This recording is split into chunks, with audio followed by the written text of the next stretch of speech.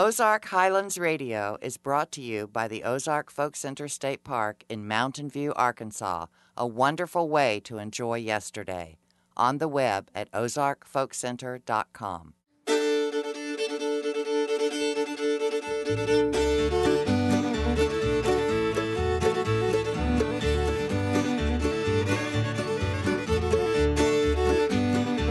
Hey everybody, this is Dave Smith, host of Ozark Highlands Radio. Welcome to our show. This week we're going to meet a couple of fine musicians and songwriters from the part of the Ozarks that includes Northwest Arkansas.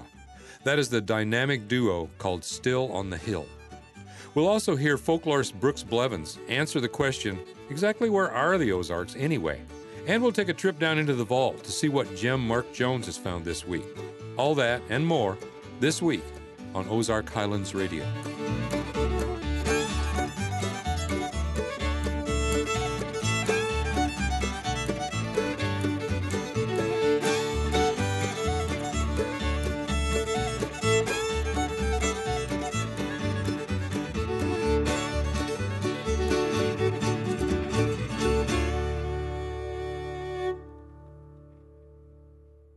Fiddler Donna Mulhollan and her banjo-playing husband Kelly realized many years ago that the real treasure of the Ozarks is the old-timers who still retain the self-sufficient lifestyle that has been passed down in these mountains for generations.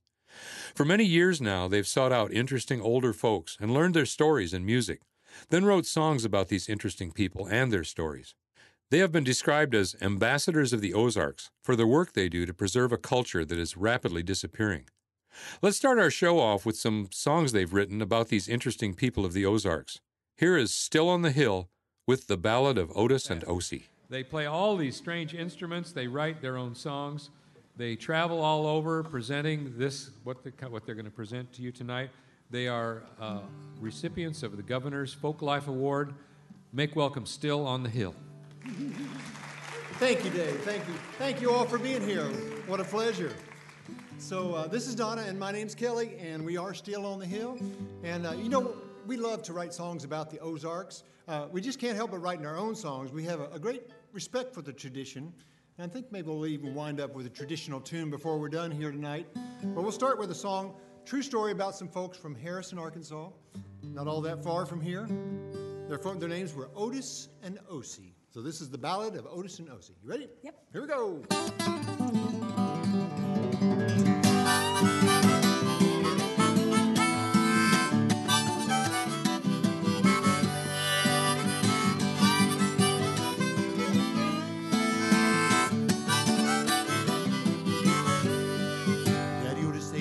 Slaved his life at the mill just to make sure his family could eat.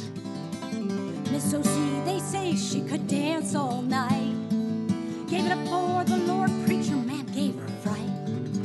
Together they lived, raised their kids on the land, but the faith in the word while their hopes slipped like sand.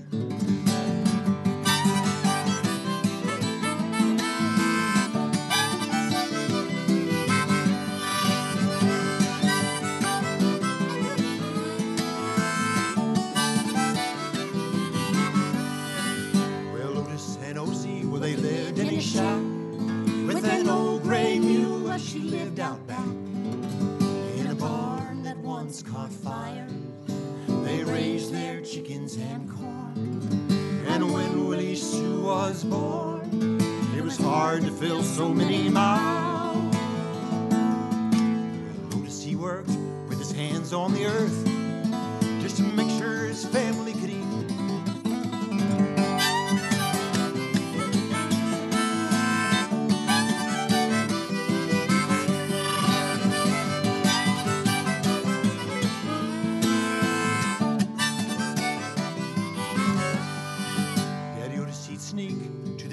For a drink and stay there all night dreaming. Miss Osie, she'd wait and rely on her faith to keep them from the depths of abandon. They worked every day in a desperate way that only people living on dreams can.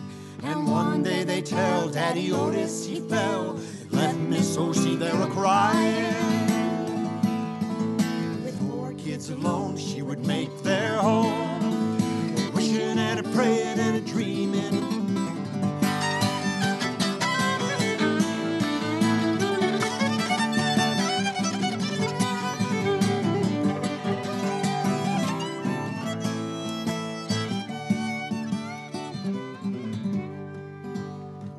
Susie, one night, she awoke to the sight of her grandmother's ghost by her side.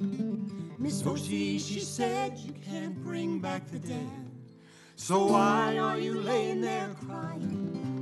Go hop the next train, help ease the pain of your niece living over at Sharpsburg. Your brother is bad and it's making me sad, knowing that he's doing Sissy wrong.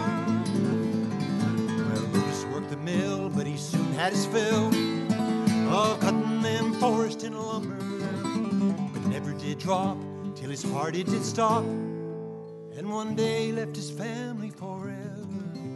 Susie lives on, but her mind's almost gone. On a good day, she knows her own name. In a bed, in a room, she lives in the gloom, wondering when the good Lord will take her. They live by the word, but they never had heard of living their life for the moment. Now this is gone, but his memory lives on in the frail, empty shell that is O.C.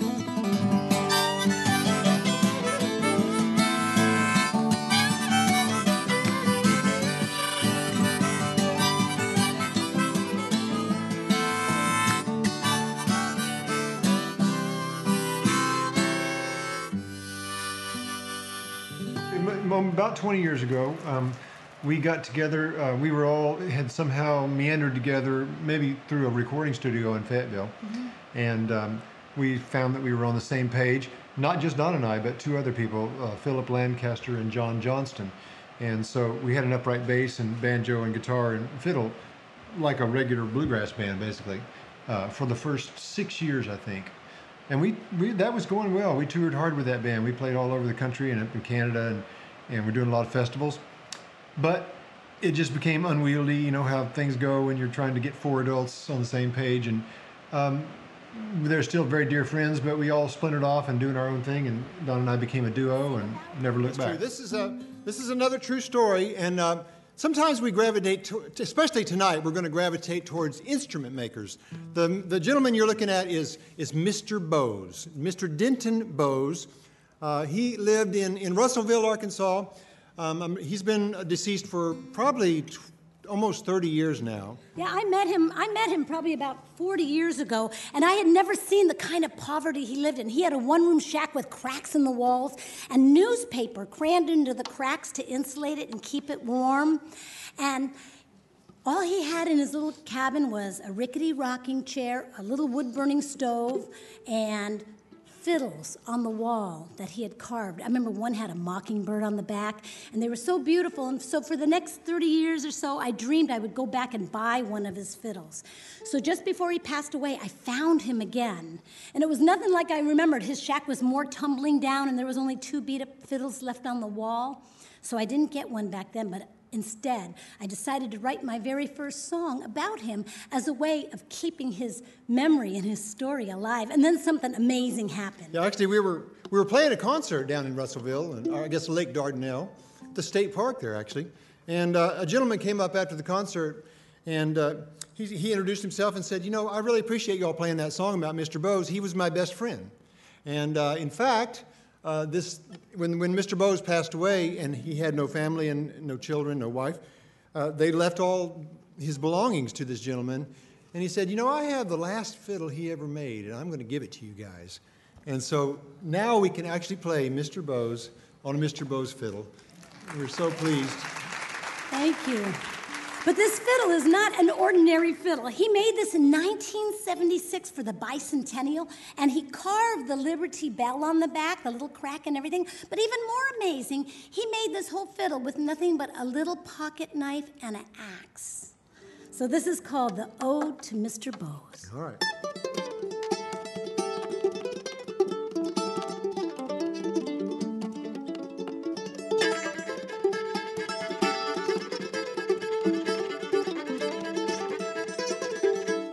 I met him 40 years ago. He was ancient then, bet he's been around the sun 100 times. Don't know what possessed me to visit him again. Curious if he was still alive. His old weather-beaten shack had gone to rack and ruin. The way it was back then I don't recall. But I do remember his old coffee can spittoon and all those handmade fiddles on the wall.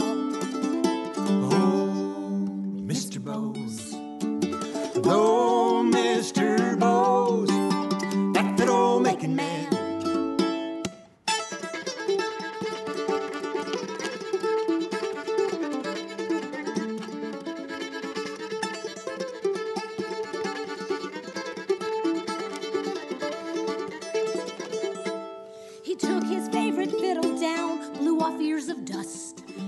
Like a mother hose or bay.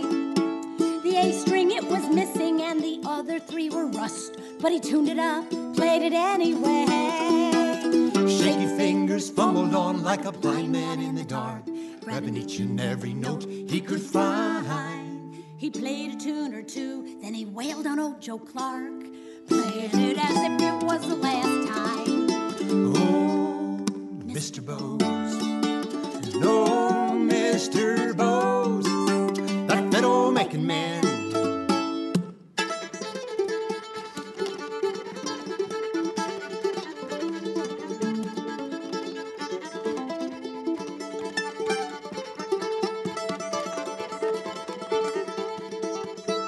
In the heart of the Ozarks, the old man lived his life, a simple one with no great tales of fame.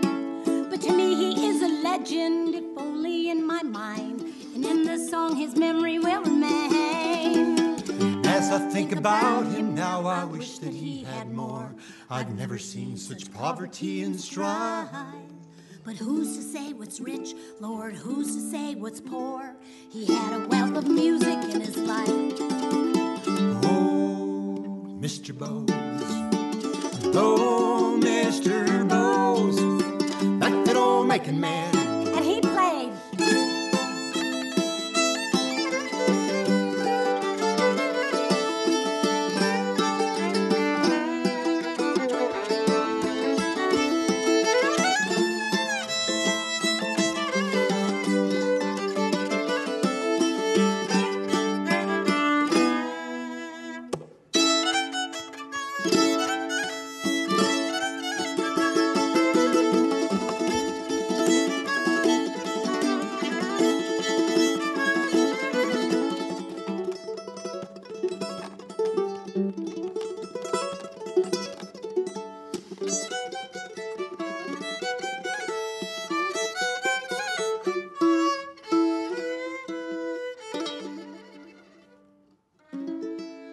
We comb the hills for interesting people who have interesting stories. And it just so happens that a lot of these interesting people we've met are instrument makers. And it's starting to add up. And now we have a really nice little collection of instruments that are homemade. And every one of them has a story. And thanks to Donna, every one of them has a song and sometimes several songs. And we find that just kind of the show and tell approach to bringing these fascinating one-of-a-kind instruments and then singing a song about the person who made it seems to really work for us. But Jim Lee, the top of this is made out of a very sacred, special cedar tree.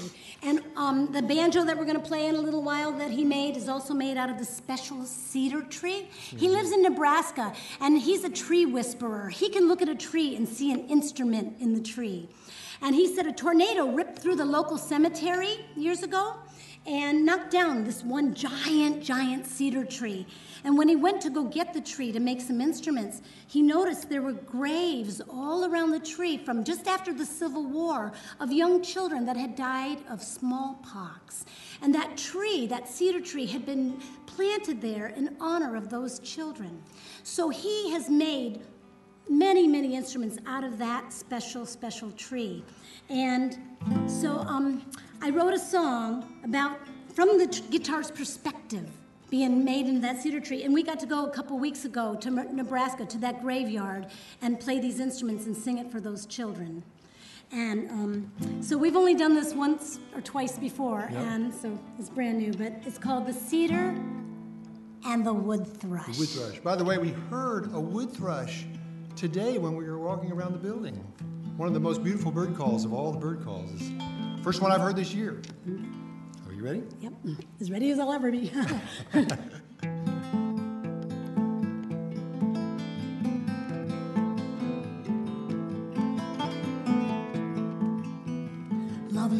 William was the first to pass away. His little sister Lucy died the very next day.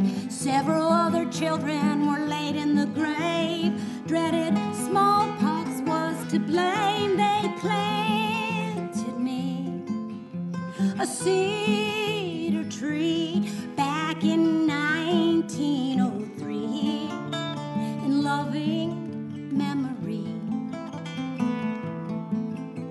For 100 years I grew tall and strong. The wind in my branches sang those children a song. In the dog days of summer, my leaves blocked the sun. I whispered stories when the winters grew long. I thrilled at the sound of the wood thrush in spring. Oh, I listened close.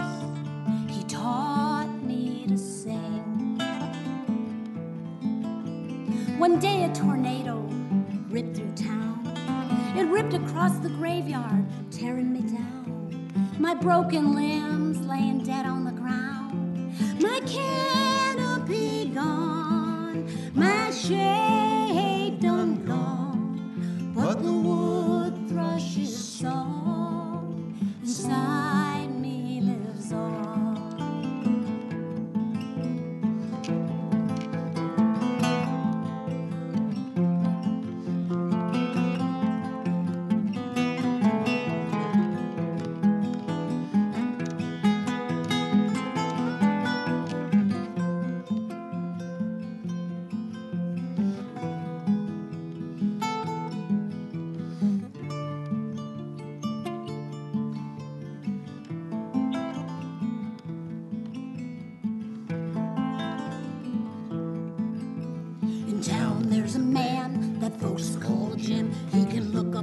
Tree and see an instrument within. He carved my bones with a whittling knife, turned me into a guitar, brought me to life. I know that he hears that lovely bird sing every time that he strums my silver strings. I dream of returning to Lincoln in the spring. I can feel my roots calling to me. I long to hear the wind whistling in the breeze while I sing to William and Lucy and all the little ones, long dead and gone. They will thrill to the sound of my wood thrush's song. They'll thrill to the sound of my wood thrush's song. Do the sound of the wood thrush, Kelly.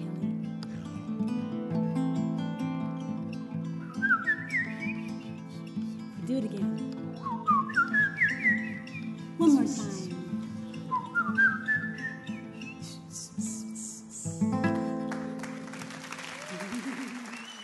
That was Kelly and Donna Mulhollan, Still on the Hill.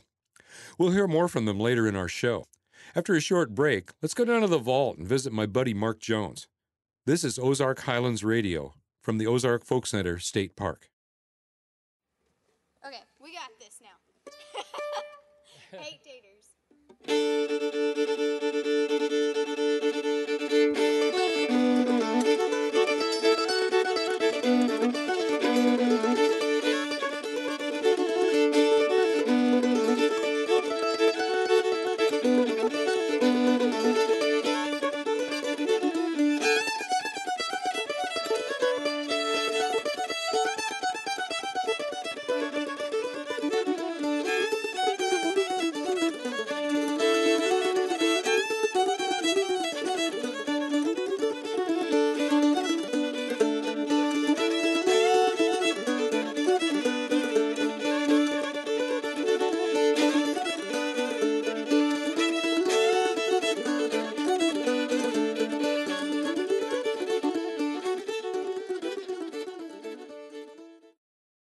Let's take a trip down into the vault, down to where Mark Jones keeps all the recordings from the Folk Center over the years.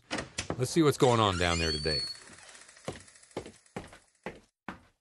Hey, Mark, are you down here? Yeah, I'm here, Dave. It's a little It's kind of dingy down here. We need to get you some light bulbs down here, man. I think I do need some. What kind do I need? Them glow-in-the-dark kind? You need what? something brighter than what you got, that's for sure. Hey, Mark, we talked a while back about Ida and Percy Copeland, who played for years here at the Folk Center. But I recall they had a bunch of kids, didn't they? And they played music as well. Dave, they did. They had quite a few, I think 4 or 5 kids. And you know what amazed me is they all sang different parts in harmony. And I know you're used to that. You do that with Robert and Mary. Dave, I'm amazed at some of the songs, and there's nothing like family harmony. And these kids all grew up together, and that was just kind of entertainment. And they probably all started out singing in church as well. Probably so. And then, through the weekends or through the weeknights, there wasn't a whole lot to do around here, and so they'd all gather around and sing. And it just got better and better. And when I met them in 1973, they were doing some songs and a lot of gospel material. And here's one. If you'll listen to this with me, I'd love it. It's called It's Me Again, Lord. It's me again, Lord. I've got a prayer that needs an answer. It's me again, Lord. I've got a problem I can't solve. Now I don't need to worry you, but here I am facing something new. I need help that only comes from you. It's me again, Lord. I know you're mighty busy up in heaven, forming nights and hanging stars to shine. But you promised if I'd ask, I'd receive it. So here I am, Lord, asking on my knees. It's me again, Lord. I've got a prayer that needs an answer. It's me again, Lord. I've got a problem I can't solve. Now I don't need to worry you, but here I am facing something new. I need help that only comes from you. It's me again, Lord. Troubles come and I can't find an answer. Loneliness our spirits can't conceal. But you promised if I'd ask, I'd receive it. So here I am, Lord, asking one more time. It's me again, Lord. I've got a prayer that needs an answer. It's me again, Lord. I've got a problem I can't solve. Now I don't need to worry you, but here I am facing something new. I need help that only comes from you. It's me again, Lord.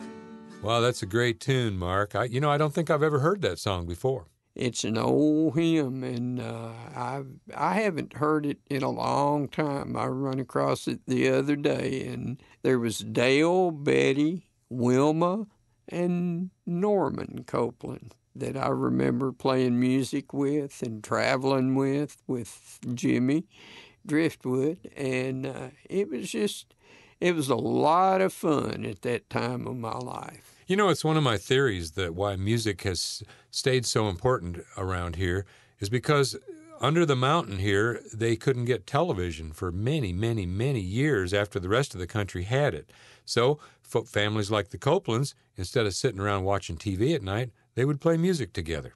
That's true. That's true. There wasn't a lot of things to do, but you enjoy each other's company and sing and play music. Well, thanks a lot, Mark. Hey, we'll see you again next week, okay? Good. I'm glad. Come on down anytime, Dave. One thing that sets Kelly and Donna Mulhollan apart from other old-time musicians is their storytelling. A typical Still on the Hill concert is an educational as well as an entertaining experience.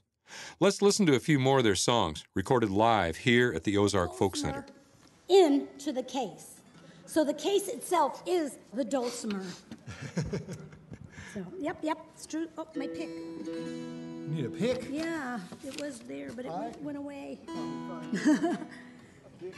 So this is a really touching song about Jack Bland and his wife. Yay. Of all people to ask for a pick. He never uses one. I never use a pick, ever. But I have some picks. Yay! All right. This is called Rest in Peace, Jack Bland. Ready? 1, 2, 3, 1, 2.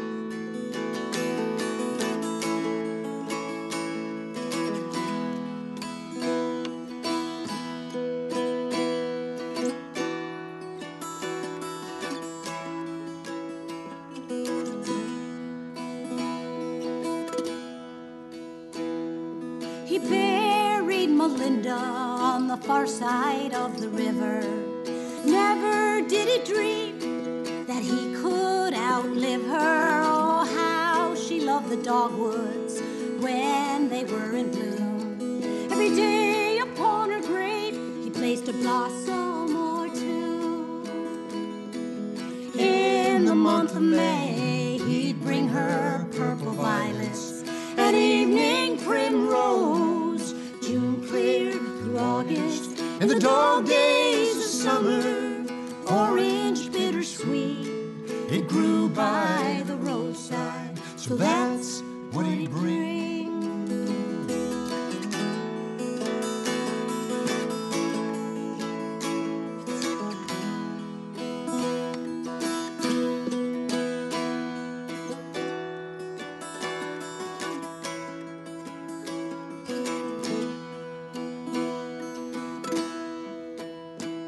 Every day without fail he'd visit her grave. October through November he'd bring her Queen Anne's lace and lovely winter jasmine when December came.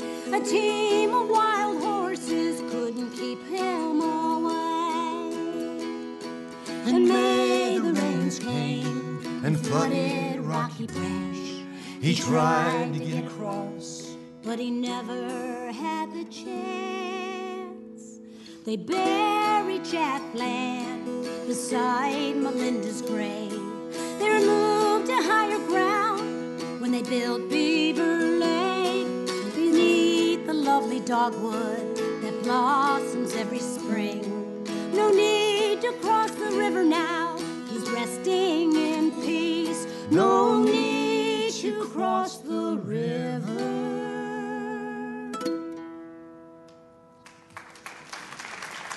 Thank you. I have friends, for instance, who make a compelling argument that folk music is the music that we all know collectively. And so really that would be things like the Beatles and Paul Simon and things that everybody sings. Things that, like, for instance, if you go up to a 10-year-old, they know the Beatles songs, and they also know Rolling Stones, and there's things that they all know, and Michael Jackson, and so in other words, what we're doing could be considered antiquated and just trying to relive something that really doesn't exist anymore. But that's really not true either.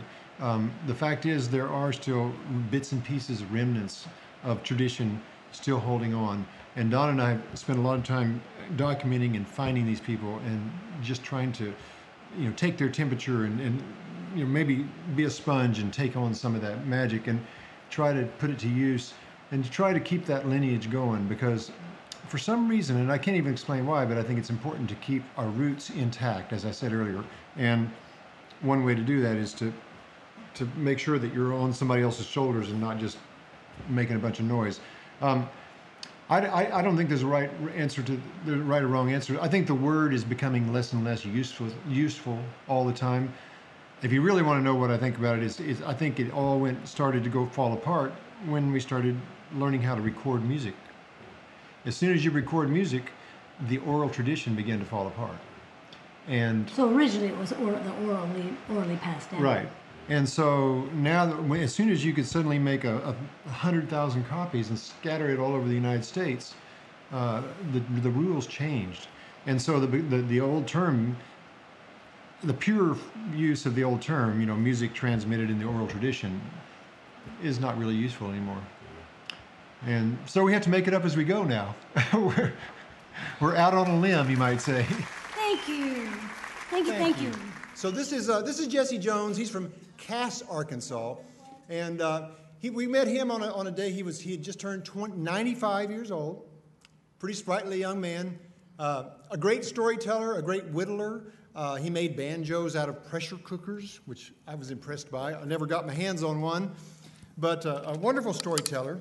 Let me get my... And one of the stories he told us was called 7 Pies. He said when he was a little boy, he loved apple pie, and his mama told him that dead dogwood burns the hottest, and if he would gather some dead dogwood and a bushel of apples, and if he would peel the apples, she would make him 7 pies, and he could eat them all himself.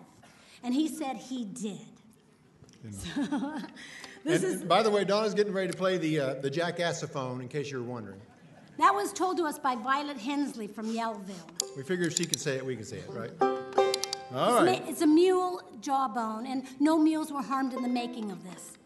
He died of old age. That's right. We're pretty sure about that. Here we go.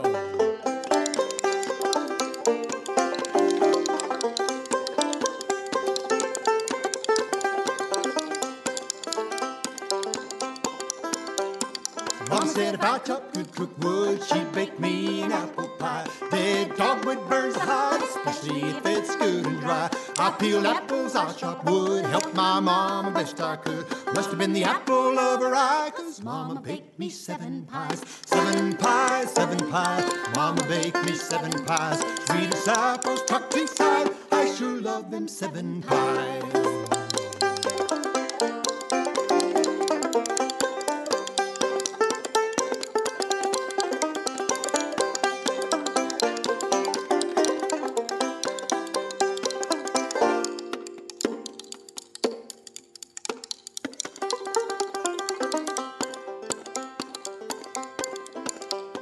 Mama cut off a big old slice full of cinnamon and spice. 1 piece, 2 piece, 3 piece, 4. I said, Mama, I want more. Them apple ties sure taste so sweet. I had all that I could eat. Slight was smaller than my eyes, 'cause I hate all them 7 pies. 7 pies, 7 pies, I ate all them 7 pies. Sweetest apples tucked inside, I sure love them 7 pies.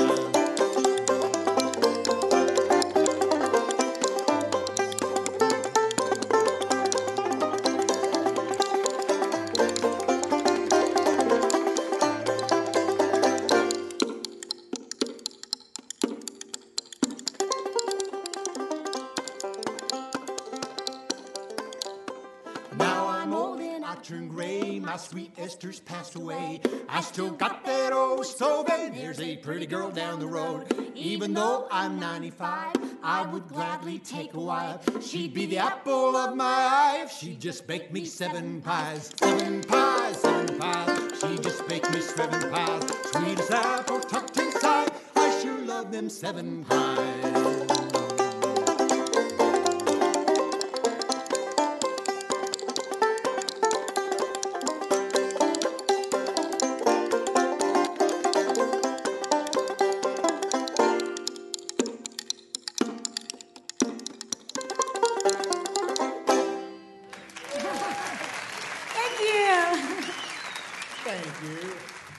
One thing I think that's interesting that follow up on your question is that there are it's interesting to watch how musicians react to trying to be folk musicians.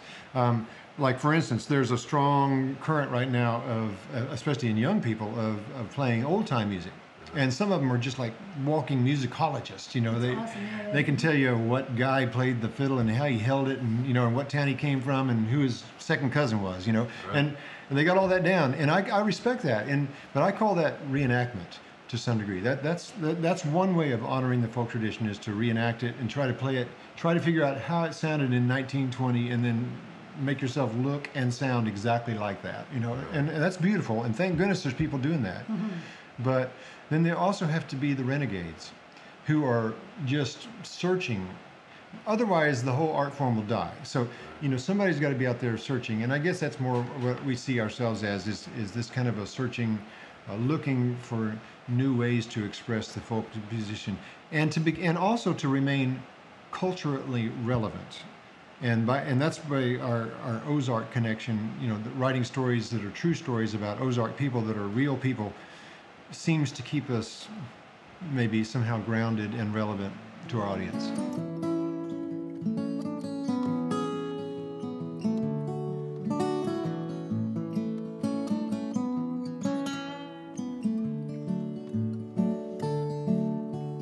In your book of days, when you turn the final page, will you read between the lines and find me there? The author of your book give me a second look, and with his feathered pen write my name in the end. I don't have a silken gown or a golden crown. I tie rags around my waist and in my hair, and though my feet are cracked and bare, no silver slippers there, I've a love so true, I'll give to you in the end. In the end, I may not be a lovely maiden anymore.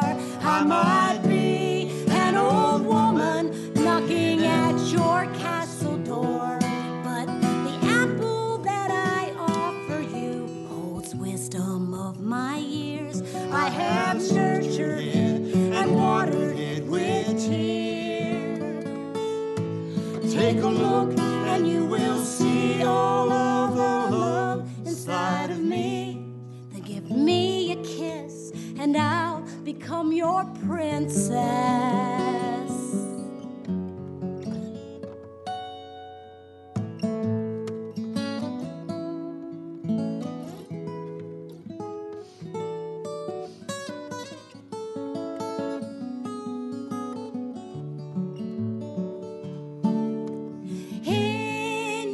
Of days, when you turn the final page, I will climb up beside you and ride off into the setting sun. The two of us is one, and the author then will pen the words, the end. That was the Arkansas duo Still on the Hill doing their songs R.I.P. Jack Bland, Seven Pies, and The End. That's not really the end, though. We'll be right back with folklorist Brooks Blevins. You're listening to Ozark Highlands Radio.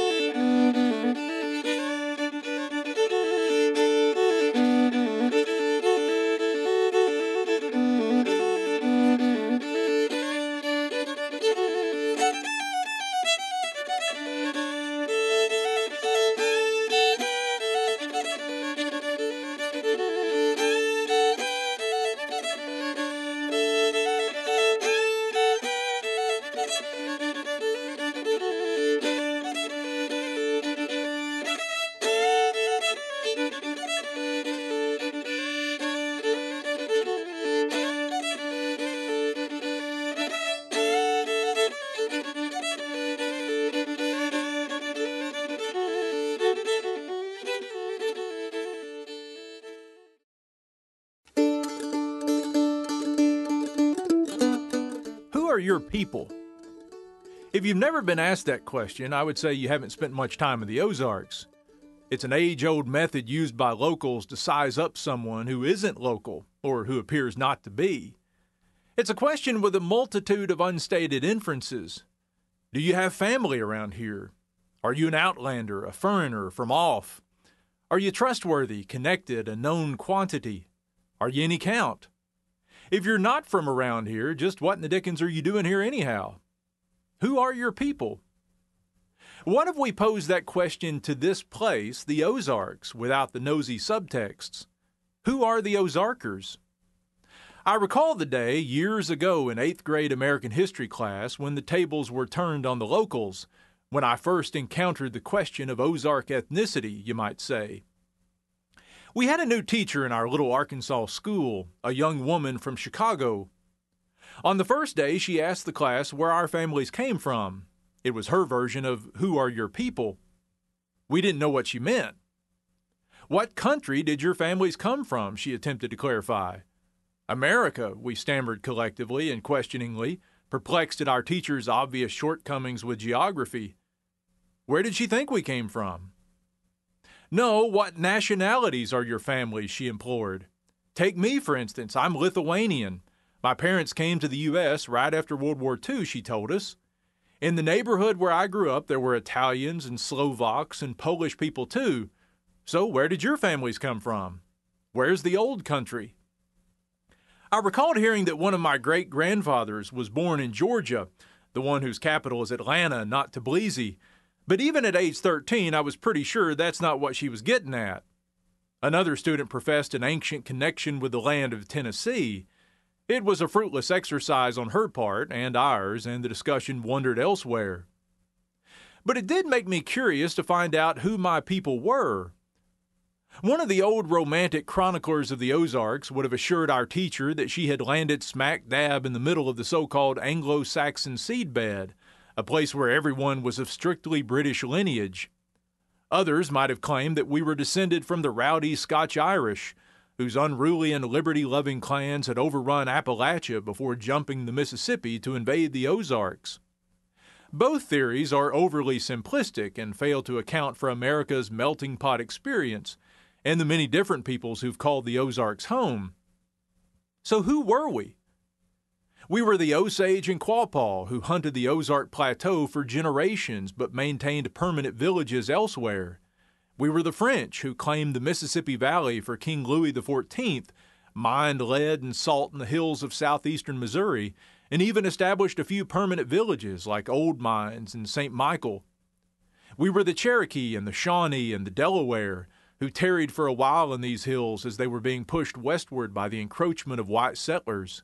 We were the Germans who, before the Civil War, came in droves to the Ozark fringes and proudly maintained their language and customs for generations.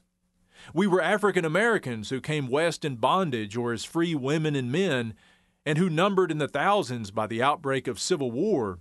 We were and are a multitude of nationalities and colonies and individuals who came by boat, wagon, or rail, the Italians of Tontitown and Rosati, the Waldensians of Monette, the Poles of Pulaski Field, the Bohemians of Bolivar, the Marshallese, Guatemalans, Mexicans, Vietnamese, and African immigrants of more recent times. All of these groups have had an impact somewhere in the region.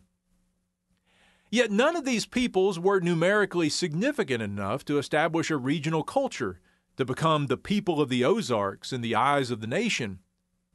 The people who fit that bill were westward migrating citizens of the United States who began trickling into the Ozarks when this was still Spanish territory in the 1790s, a trickle that grew into a torrent in the years following the War of 1812. For lack of a better term, we'll call them upland Southerners, for the vast majority of them came from or through the hills and mountains and hollers and river valleys of Appalachia.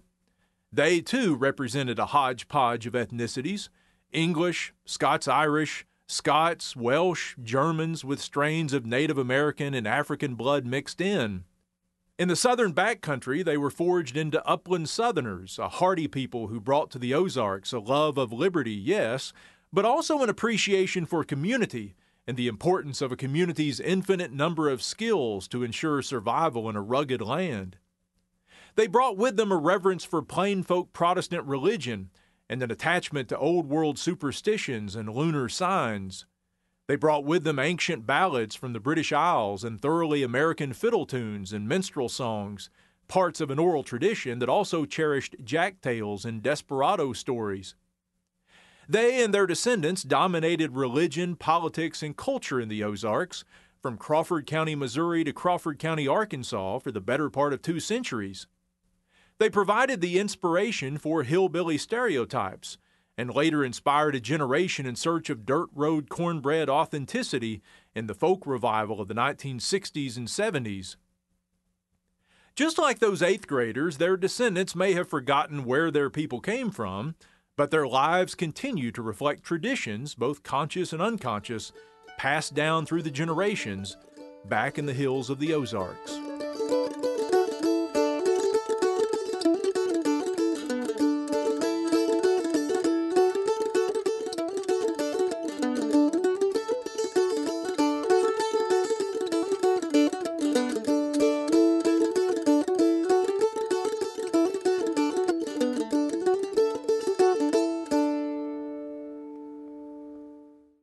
Different from most singer-songwriters, Kelly and Donna Mulhollan embellished their songs with a host of unique instruments and the amazing stories that go with them. Let's close our show with 3 more interesting songs from Still on the Hill. Here we go. 1,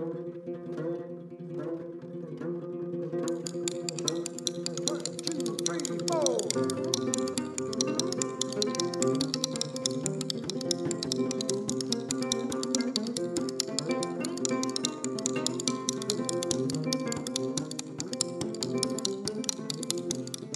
My slingshot rarely missed its mark. Well, I hit that old yellow cat.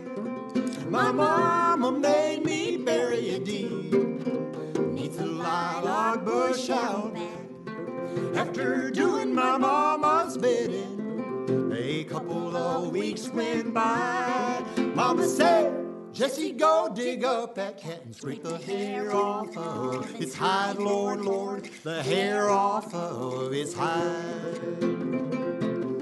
Now that cat was slicker than a frozen pond in the middle of a 10-year freeze, but I scraped it till it's clean and smooth, with my mama watching over me. Then I rubbed the hide with ashes till the leather was supple and strong, while she peeled the bark from a white oak log, and she sang a mountain song, Lord, Lord. She sang a mountain song. See, I always wanted a banjo, but they cost a bushel and a pan. Mama stretched that cat skin round a homemade stone ring. She carved a banjo neck. And when Mama picked up that banjo, them Ozark hills would ring. She taught me all of her favorite songs, and Lord, she made that banjo sing, Lord, Lord.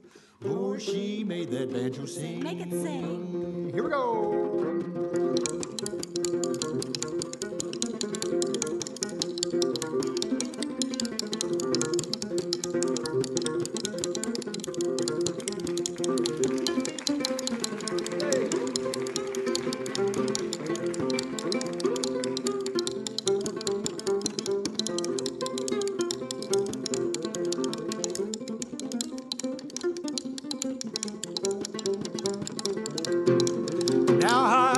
Some banjos in my days, maybe 3 or 4, but none could sing her song so sweet. It's a sound that I hear no more. See, I traded for a pony, but the pony ran away. It's the one regret that I'll always have until my dying day, Lord, Lord, until my dying day. Hear that yellow cat banjo, Lord, hear ring down them hills and through the holler. Lord knows I'd give it my lasting dime or a shiny silver dollar to go back to where I saw that pony turn Now the story of that yellow cat banjo, it's all that remains today, Lord, Lord. It's all that remains today. We're both self-taught, and we both have lots of strange habits because nobody told us otherwise. And but I was exposed to things like Pete Seeger and a lot of old country music when I was little, but also some classical music. So I was very eclectic from the start, and started making up my own music, and kind of meandered along. And I played some rock music and some classical music, and then at about 30 years old, I started being pulled back to my beginnings. And felt like I wanted to get back to my roots and find out where it all came from. So yes, for me it kind of came full circle. Donna has really, really strong country roots, not much more than me. And just grew up playing the old country with my dad in the kitchen, you know, just old Hank Williams and Bob Wills and Charlie Pride, and you know, just all that. Okay, so you're kind of more of a legacy to this music, really. It's just, it's we're born and raised playing it. But what we do is different than that even. I mean, it's kind of just become a hybrid of everything we've brought in. My family didn't play music, and so I was all alone, and it just came out of nowhere for me. Yeah.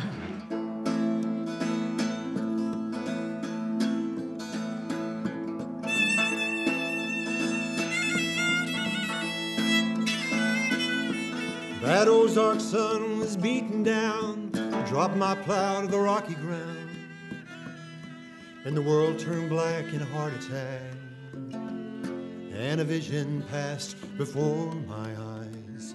Was I dead or alive? I said, Lord, take me to the other side. I became a gray tortoise in swift flowing water, clinging to my shell, my sons and my daughters, in a raging river deep and wide.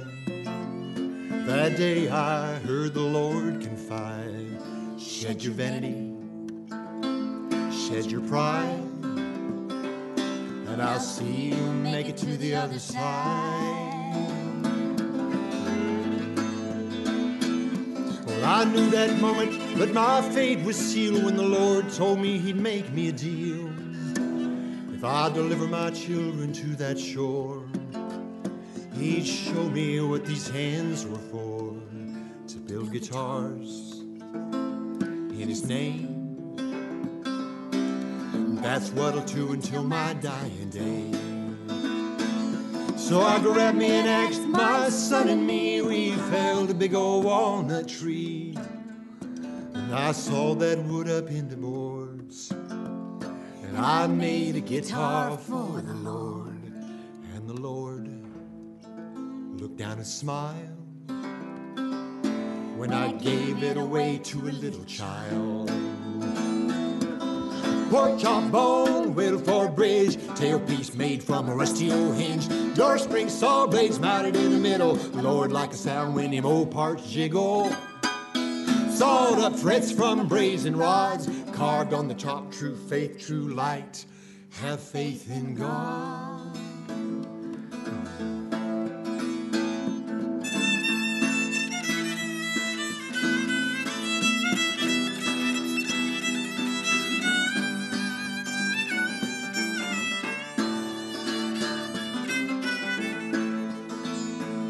So I made me another, 100 would follow for nearly every child in Hog's Cold Holler. Oh, but now I'm old and moving slow, but his love still carries me wherever I go. Though I walk with a cane, still I rejoice in my Savior's name. And Lord, maybe someday you'll call me again and walk with me to the river's end. Well, I hope you're proud of all I've done.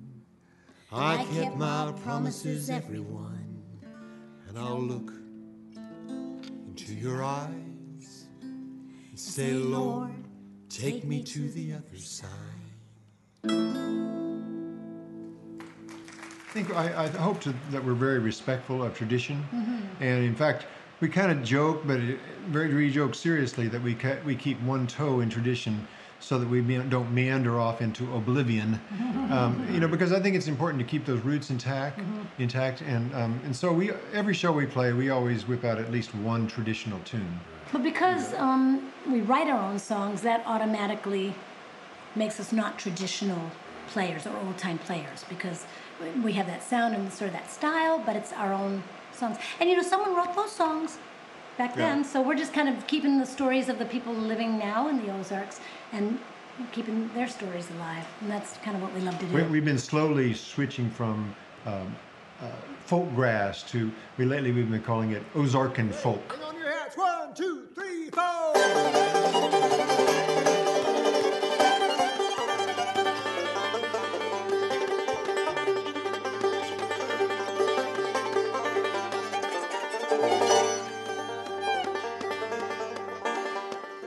Gonna build me a log cabin on a mountain so high I can see the cuckoo every time she flies by.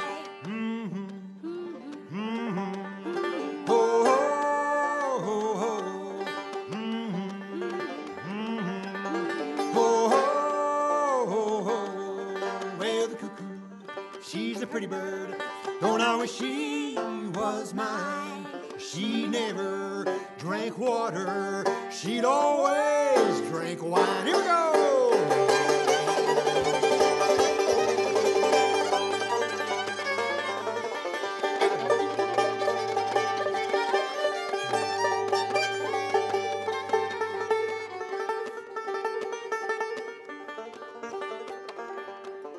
Well, the cuckoo, she's a pretty bird.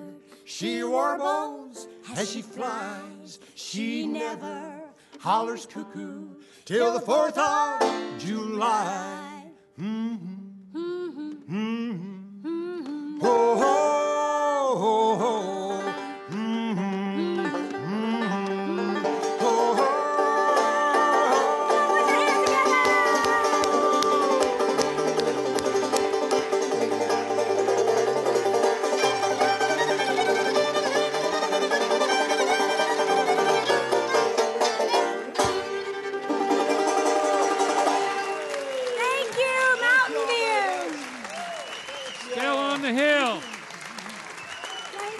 Kelly and Donna, still on the hill. That was the Arkansas duo Still on the Hill, playing their original songs Yellow Cat Banjo, Take Me to the Other Side, and a traditional song, The Cuckoo. That's it for this week's Ozark Highlands Radio. For more information about what you've heard today, as well as playlists for all our shows, be sure to visit us on the web at ozarkhighlandsradio.com. Until next week, I'm Dave Smith. Ozark Highlands Radio is produced by Jeff Glover. Executive producer is Darren Dorton. Additional support for this program comes from the Committee of 100, proudly supporting the Ozark Folk Center State Park since 1974, and by Arkansas State Parks, with 52 unique reasons to visit the natural state. More information online at arkansasstateparks.com. For information on upcoming shows and events, we are on the web at ozarkhighlandsradio.com. Until next time, I'm Donna Farrar.